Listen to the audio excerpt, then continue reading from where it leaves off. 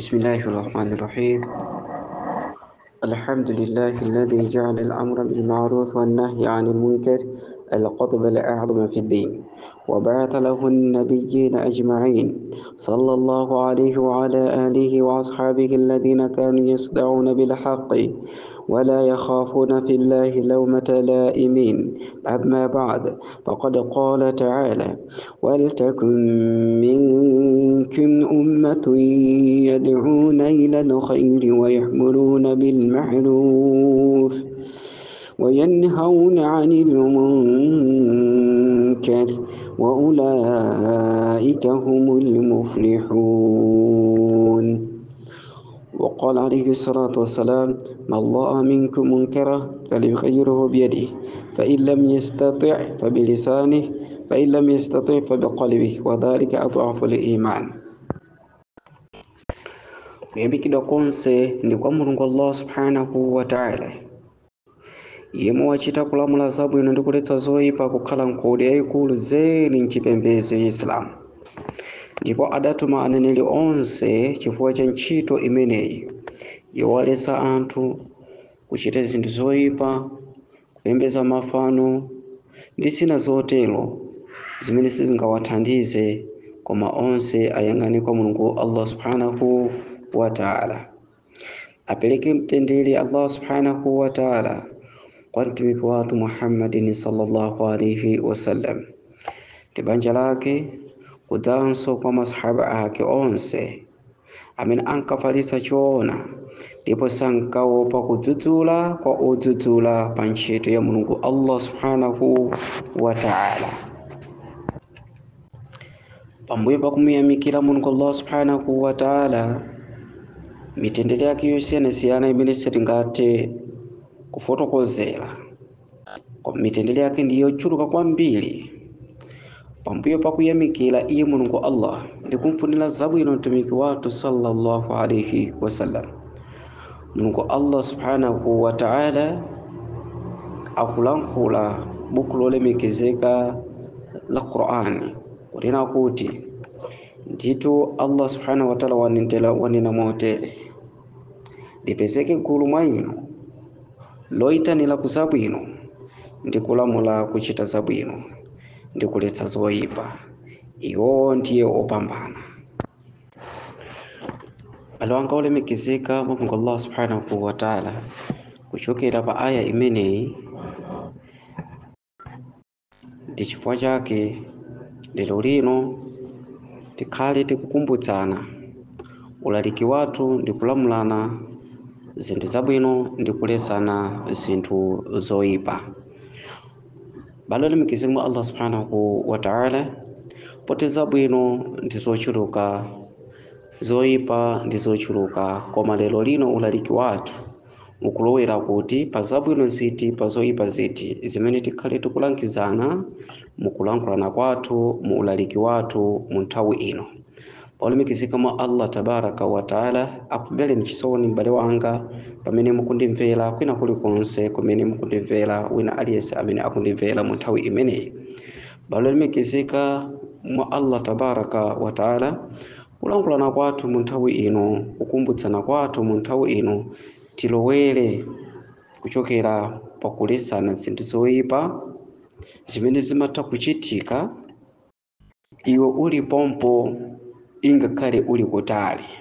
koma zabwino zake kapena zoyipa zake iweyo nkukupeza. Zabwino zake, zoyipa zake iweyo nkukupeza. Imene ndi kuti ntchito imene mtima umatha kusangalala nayo kapena kunyansidwa nayo. Balo olemekezeka mwa Allah, ndipo pamene tikuteropo ndi kuti tikugwira munthu wa maka mdziko mwathu muno, dziko lino lathu la Malawi, kuti pamene dziko lathu la Malawi limene ndi dziko lokondeka limene Allah subhanahu wa ta'ala adatipasa mitendere yochuluka kwambiri, pamene dziko lathu la Malawi lili pa zimene zikuchitika ku Palestine, pamene dziko lathu la Malawi lili mdziko kapena m'mayiko amene akuvotera kunena kuti nkhondo izichitika. baloni mikisika Mulungu Allah tabaraka wa taala kodi inu nti ine pa chinthu chimenechi pamene uli mudziko momwemo uli mdziko momwemo la Malawi iweyo voti imene yavota dziko lako iweyo ukuti nayo bwanji mwenera kuzindikira baloni mikisika mwa Allah tabaraka wa taala voti imene yavota dziko lathu la Malawi loti Palestine anthu aziphedwa nkhalamba aziphedwa ana aziphedwa asilamu ngakhale ndi amene sala asilamu aziphedwa kumene kuja voti ndi kuvota Malawi kuti nkhondo izichitika dziwa m'bale wanga kunena kuti ingakhale uli Malawi ngati iweyo voti imeneyi ukusangalala nayo dziwani kunena kuti mavuto amene akuchitika kapena kuti nsambi zimene zikuchitika kwa anthu amene akupanga zimenezo dziwani kuti iwenso wanyamula futi yako kukapha anthu amenewo dziwani kuti iwenso wanyamula futi yako kukapha anthu amenewo ndipo ngati iwenso uli muno mdziko la Malawi koma kupezeka kuti voti imene yavota dziko lako iwe ukunyasidwa nayo ndi kuyipisidwa nayo dziwani kuti iwe uli ngati uli mdziko limene likunyasidwa ndi zinthu ngati zimenezi balo limekisika Mulungu Allah subhanahu wa ta'ala izi tikutengera pa hadithi imene Mtume sallallahu alaihi wasallam adafotokoza kunena kuti idha umilat al-khati'atu fil ardi man shahidaha faqarihaha kana kaman ghaba anha wa man ghaba faradiyaha kana kaman shahidaha kuti zoyipa zikamachitika pa dziko lapansi kaya mmudzi mdziko ndipena paliponsepo pamene pakuchitika zoyipapo zinthu za machimo zimene Mulungu Allah subhanahu wa ta'ala sangalale nazo kwa munthu amene angasangalale nazo ya munthu amene ali pomwepo akuona ndi maso ake akuziona zinthu zikuchitika kapena akuzimva zikuchitika ali dera momwelo ali mmudzi momwemo ali mdziko momwemo zikuchitika iye ndi kunyasidwa nazo kana kaman ghaba anha iyeyo amakhala ngati munthu amene ali kutali ndi zimenezo iyeyo amakhala ngati munthu amene ali kutali ndi zimenezo amene pamalopo panalibe ingakhale kuti zinthuzo zachitika iyeyo akuona ndi maso ake koma chifukwa wanyasidwa nazo iyeyo ali ngati munthu amene pamalopo panalibe Allah sangamulembere sambi ina iliyonse chifukwa iye mtima wake sunagwirizani ndi zimenezozo iyeyo ali mdziko momwemo dziko lake momwemo la Malawi lavota Palestine anthu aziphedwa nkhondo izipitilira ndikuti iyeyo ndi kunyasidwa Allah subhanahu wa ta'ala azampangatu iyeyo kati kuti ali mdziko la Tanzania limene zimenezi sangayerekeze kuvotera ifa kuti anthu aziphedwa mwachisawawa sangavotere kuti anthu aziphana nkhalamba anthu ofoka anthu amene alibe vuto lonse anthu amene alibe chifukwa chowaphera ndikuti iwenso uli gulu la anthu amene akunyasidwa ndi kupha kumene anthu akupha mu dziko limeneli dziko la Palestine ndipo ngati iweyo patiso pano munthu amene waman ghaba faradiyaha sono munthu amene pamene likuchitika vuto chimoli iyeyo ali kutali pamene likuchitika chimo iyeyo ali kutali ndiye wangomvetsedwa kuti akuti amapanga zakuti akuti amapanga zakuti wangomvetsedwa ali mu Tanzania ndikuti iye wangomva kuti dziko la Malawi lavota kuti ku Palestine anthu aziphana iyeyo ali ku Tanzania ko ndikupezeka kunena kuti koma dziko limene landisangalatsa kwambiri dziwani kunena kuti ngakhale iyeyo ali mu dziko limene likunyasidwa ndi zimenezi iyetu mbalo lemekezeka nayenso ali mgulu la anthu aku Malawi amene akusangalala ndi voti imeneyi iyeso ali gulu limeneli kwa anthu amene ali ngati ali mdziko limene iyeyo avotera chimo ngati liti chimo ngati limeneli palo mikisema Allah tabaraka wa taala funso langa ndilona kuti iwe pamene uli mdziko limene likuvotera nkhondo kodi iweyo uli mgulu liti la voti imeneyi koma ngati ukuyipitsidwa nazo zindikirani kunena kuti Allah subhanahu wa taala sangakulembere chimo lilonse Allah subhanahu wa taala sangakuike kuti gulu limenelo ayi mbalo limikizima Allah tabaraka wa taala. Izo zikufunikira mu mutu wathu lero lino mmene tikufotokozera, zikufunikira olimikizika mwa Allah subhanahu wa taala timvetsetsane pa zimene tikulimbikitsana mu nthawi ino, timvetsetsana ndi kukhala limodzi. Kuti udindo wa Msilamu wina aliyense kuti akaona chinthu choyipa akaona chinthu choyipa iyeyo aonense kuti chinthu chimenechi ndi choyipa. Mukulankhula kwa mtumiki sallallahu alaihi wasallam kunati man ra'a minkum munkaran falyughayyirhu biyadihi man ra'a minkum, ena mwa inu akaona chinthu choyipa chonyatsa chosakhala bwino chobweresa chimo kapena chobweresa machimo chobweresa mkwiyo wa Mulungu Allah subhanahu wa ta'ala falyughayyirhu biyadihi, achichonse ndi manja ake, achichonse ndi manja ake. Fa illam yastati, ndipo ngati chinthucho chauchimo chikuchitikacho kuti iye sangathe kuchotsa ndi manja ake, sizingatheke kuchotsa ndi manja ake pa zifukwa zina zoti nzosatheka kuchotsa ndi manja ake, manga ndi chinthucho sizingatheke kuchotsa ndi manja ake, pabilisani basi agwiritse ntchito lilime lake pakulankhula, kuti kaya ndi mafumu kaya ndi kundani kakwina aliyense kwa azitsogoleri kaya ndi kwa anthu amudzi kaya ndi mdziko, iyeyo alankhule kaya ndi pa nyumba kaya ndi pa khomo kapena pa ntchito kapena paliponsepo pamene iye ali pakuchitika chimo, iyeyo agwiritse ntchito mawu ake kulankhula kuti izi ndi zinthu zoyipa pamaso pa Mulungu Allah subhanahu wa ta'ala, izi Mulungu adalesa. Fa illam yastati, ndipo iye sangathe kulankhula malingana ndi anthu amene akupanga zimenezo, ndi anthu oti oopedwa, ndi anthu amene akupanga zimenezo, ndi anthu oti iye sangathe kutulusa mawu pamalopo fa biqalbihi, basi iyeyo agwiritse ntchito mtima wake pakuyipitsidwa, ayipitsidwe nazo mtima mwake, kusonyeza kusagwirizana nazo pa zimenezozo. Koma ingakhale kuti agwiritsa ntchito chinthu chimene chotisa agwiritsa ntchito manja ake lilime lake pakulankhula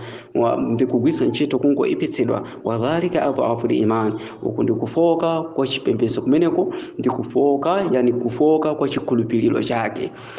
kumeneko ndi kufoka kwa chikhulupiriro. Balo limikizika mwa Mulungu Allah subhanahu wa ta'ala, kutanthauza kuti iyeyo zimene zikufunikira ndi kuti pa zinthu ziwirizo agwiritse ntchito lilime lake komanso manja ake. Koma ngati angangoyipitsidwa ndi kuti uko ndi kufoka malingana ndi stage ya chikhulupiriro chake, malingana ndi mmene palili pamalopo. Balo limikizika mwa Mulungu Allah subhanahu wa ta'ala, musayiwale kunena kuti tikulimbikitsana komanso kukumbutsana ndi kuphunzitsana ndi kukumbutsana kuti kodi dziko lathu lili pati makapa zoyipa zimene zikuchitika kwa anthu amene akuchitiridwa mtopola anthu aku Israeli, pamene akuchitiridwa mtopola ndi kuphana mopanda lamulo lina lilonse. Balo limikizika mwa Mulungu Allah subhanahu wa ta'ala, so kuti pa zimene zija alipo anthu amene akusangalala nazo, pa zimene zija alipo anthu amene akukondwa nazo, komanso ena mwa iwo ndi dziko lino, dziko la Malawi limenenso likuvotera kuti zimene zija zizichitika. Koma ndizotheka kuti iweyo kutalikirana ndi chimo limeneli, ndizotheka ngati uli dziko muno Allah subhanahu wa ta'ala kukupulumutsa malingana ndi nia yako komanso mtima wako kuti uli pati ndi zimene zikuchitikazo. Balo limikizika mwa Mulungu Allah subhanahu wa ta'ala, pa zimene zetu kuopsa kwaketu kuliponso balo limikizika mwa Allah tabaraka wa ta'ala, chifukwa chongolekelela pa zoyipa zimene zikuchitika, pa malamulo ena oyipa amene akuchitika nkomango osekelera ndi umango omwetulira, pali ndi kuyipa kwake kumene kumatha kuchitika pa zinthu ngati zimenezi. Mukulankhula kwina mtumiki sallallahu alaihi wasallam anati ma min rajulin yakunu fi qaumin ya'malu fihim bil ma'asi yaqdiruna ala an yughayyiru alayhi wa la yughayyirun illa asabahum Allah minhu bi'iqabin qabla an yamut. Balo limikizika mwa Mulungu Allah tabaraka wa ta'ala, annabi sallallahu alaihi wasallam anati munthu aliyense amene amakhala mgulu la anthu momwe zoyipa zikuchitika, chikhalirecho iye ali ndi nyonga zotheka kusintha zoyipazo, koma iye osachitapo kanthu, nkumango penyerera. Ndiye kuti Mulungu apereka chilango kwa onse asanafe. Allah subhanahu wa ta'ala amapereka chilango kwa onse amene akupenyerera zimenezo asadatengedwe pompano pa dziko lapansi. Mulungu Allah subhanahu wa ta'ala amapasa chilango anthu amene amakhala ngulu la anthu pamudzi mdziko ndi mdziko mukuchitika zinthu zoyipa, mdziko mukuvotera zinthu zonyasa, mdziko mukupanga sapoti zinthu zosalongosoka, koma chikhalirecho muli anthu amene ali ndi mphamvu yoti achimwene zimenezo iyayi kukhala satero. Anthu amene osaonesa mphamvu zawo nkungopenyerera zimenezo. Balo lemikizika dziwani kuti chilango cha Mulungu Allah subhanahu wa ta'ala chita kuwafikira anthu amenewo, achita kuwafikira onsewo chilango cha Mulungu Allah subhanahu wa ta'ala pompano pa dziko lapansi Allah sadatenge, atakuwaonesa Mulungu kuti ali ndi zilango zochuluka, atakuchosa nzeru, kukuchosa nzeru osaziwa chimene kuchita, kandi wautsogoleri kandi chani bwina buli monse zimene ukuchita. Allah subhanahu wa ta'ala sanga kuthandizira usogolo wako. Allah subhanahu wa ta'ala ukuchotsa nzeru anthu kumangokuwuza kuti chachitika ndi chani, zinthu osayenda bwino. Zilango za Mulungu ndi zosiyana koma usungadziwa kuti zimene zikuchitikira ndi chilango cha Allah subhanahu wa ta'ala, chifukwa chakusangalala ndi zoyipa, chifukwa cha zimene ukuchita, komanso chifukwa chakusalekerera zimene iwe zoyipa zimene zikuchitika. Bado limikizika mwa Mulungu Allah tabaraka wa ta'ala, titalikirani ndi zoyipa poopa chilango cha Mulungu Allah subhanahu wa ta'ala chimene chimatha kufika chifukwa chakulekerera zonyasa zimene zikuchitika kwa anthu. Tanthauza kuti atakuchita zoyipa munthu wina iwe osachita nawo, koma chifukwa chosalangiza chilango chonkukupezaso iweyo. Taona tulisosa adafotokoza hadithi na kuti Allahu azza wa jalla ila Jibril alayhi salam an aqlib madinati kadha wa kadha bi ahliha faqala ya rabbi inna fihim abdak fulanan lam ya'sika fatarfat 'aynin فقال اقلبها عليه وعليهم فإن وجهه لم يتمعر في ساعة قط.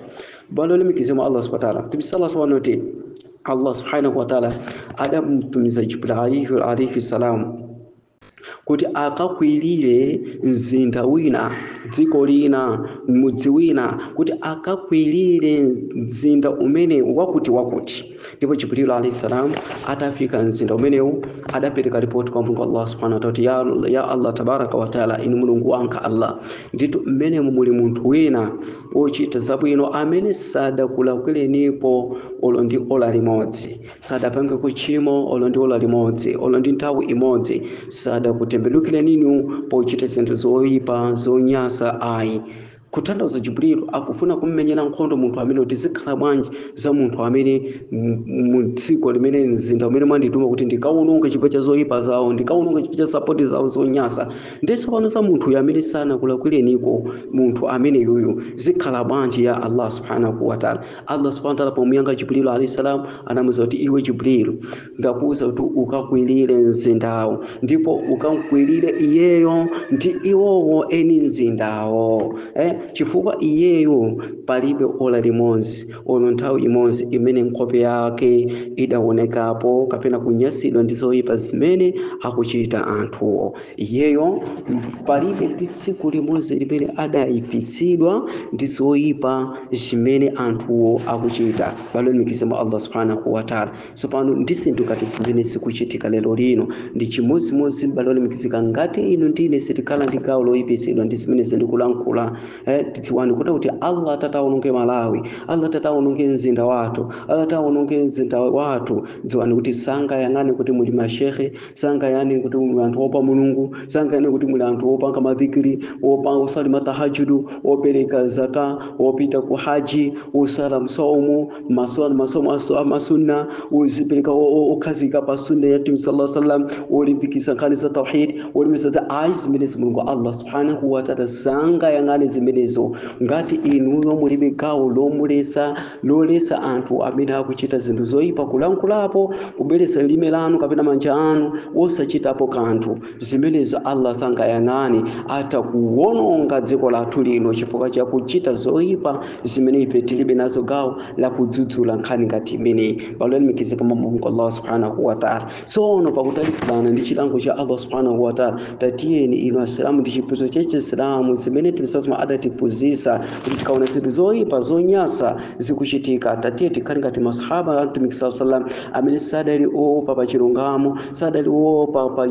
pa chilungamo pa ngati zimene akulankhulazo zimene Allah awauze kuti apange zimenezo sadali kuopa munthu wina aliyense koma kufuna kuti chilungamo chidusebe basi balo limikizika kama Allah tabaraka wa taala timpembe Mulungu Allah subhanahu wa taala ndi mawu amenewa adzidzimuse mtima wa munthu amene amaona ngati kuimbira mmanja zimene dziko lawo lavotera zoipa zonyasa za ku Palestine kuti zizichitika ndo aziphana iyeyo amaona ngati zimene ndi zabwino osadziwa kuti mbuyo mwake mutakubwera chilango chimechita kumunyamula cha vote ya munthu wina kuvotera kwa munthu wina kumene sadavote kwa ngakale malo amene anavotera panalibe angomvetsedwa kuti dziko latero iye nkungosangalala osadziwa kuti chilango chitakufika Allah subhanahu wa ta'ala adzidzimuse mzimu wa munthu amene kuti achoke napanga istighfar napanga tauba kwa Allah natembenukira kwa Allah napemba chikuluko kwa Allah nawapembelera zabwino anthu ku Palestine napembelera zabwino dziko lake la Malawi kuti Allah subhanahu wa ta'ala zabwino zimene Allah atipasa dziko lino la Malawi zizifanananso ndi zovoteraso tizivotera zinthu zabwino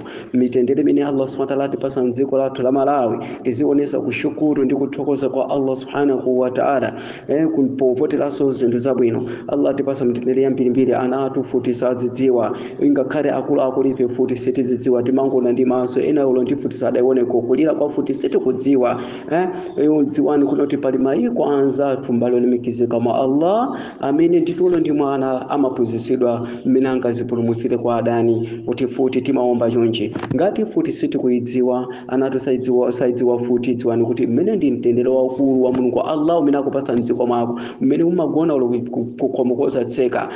dziwani kuti mmene ndi mtendere wa Mulungu Allah subhanahu wa ta'ala nkhondo siyabwino nkhondo imachosa dziko anthu nkhondo imachosa ubale nkhondo umatalikirana ndi mbale wako nkhondo imachosa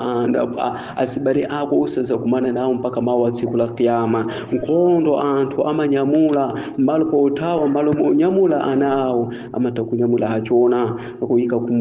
kuwika kunsana kwawo mokumwana ngati anyamula mwana wawo kuti yeye ndiyamwitse atatenga mtunda kuti ndiyamwitse mwana wanga akutere anyamula achona chifukwa choti munthu pamene akuthawa ndi nkhondo sadziwa china chilichonse ndipo samva minga saone chichonse kuti ndasiya chani mbuyo mwamba ngothawisa umoyo wake dziwani kuti zimenezo ndi zimene zikuchitika ku Palestine zimene ndi zimene zikuchitika anthu akusiya ana makolo akusiyana ana akuphedwa nkhalamba zikuphedwa balo limikizima Allah subhanahu wa ta'ala zimenezo zikaniza zikhala pasi pende kuziganiza kuti kodi zimene zikukhala ine zimene zikuchitikira kwa ine nditakumva bwanji nde iwe zopweteka ngati zimenezo umatakulira kungo kuyesa mayeso Allah subhanahu wa ta'ala kamwina kudwala malungo kapena china chake kapena minga yakubaya umamba bwanji zili bwanji kuvotera anzako aziphedwa zili bwanji kuvotera anzako azigwetsedwa manyumba malo upempherera Mulungu Allah subhanahu wa ta'ala azigwetsedwa iwe zimene nkumavotera nkumayimbira manja wala melikisi kama Allah subhanahu wa ta'ala muziona zochitira support muziona zinthu zoombera manja muziona zinthu zoyamikirira muzimenezo mbalo limikizika mwa Mulungu Allah subhanahu wa ta'ala ndikupembe kunena kuti chini kena kali konse malo aliwonse amene mungakhale mukuona nzana panga support zinthu zoyipa zonyasa gwirisani ntchito manja anu kuchotsa gwirisani ntchito lilime lanu kulankhulapo ndipo zimenezo umatalikirana ndi chilango chimene Allah angapereke kwa anthu amene akupanga zinthu zoyipazo mumatalikirana ndi zimenezo mumatalikirana ndi mfumu yanu yopondereza mumatalikirana ndi mtsogoleri wa dziko wopondereza mumatalikirana ndi zoyipa kapena mtsogoleri wanu wopondereza amene akuchita zinthu zoyipa mu nthawi imeneyo chifukwa choti iwe walankhula chilungamo balo limikizika mwa Allah tabaraka wa taala tiye timpembe Mulungu Allah subhanahu wa taala onseso amene muli simuli kuvotera zinthu zoyipa Allah subhanahu akulimbikitseni chimenecho kuti ukhalani choncho kufikira madzi kuti Allah subhanahu wa ta'ala zakupaseni zabwino muzipanga zimene chifukwa chakumusangalatsa Mulungu Allah subhanahu wa ta'ala tiye apemphere zabwino anzathu ku Palestine kuti Allah subhanahu wa ta'ala amene awatenga mu njira imeneyi Allah awapase zabwino ndi kuwapasa chiyembekezo chabwino cha tsiku la kiyama awapase m'manda mwawo kuwala ndi kuwapasa chiyembekezo chabwino chisangalalo chimene sadachionepo komanso amene Allah subhanahu wa ta'ala akwayang'anira choncho Allah adzayang'anirabe anthu amene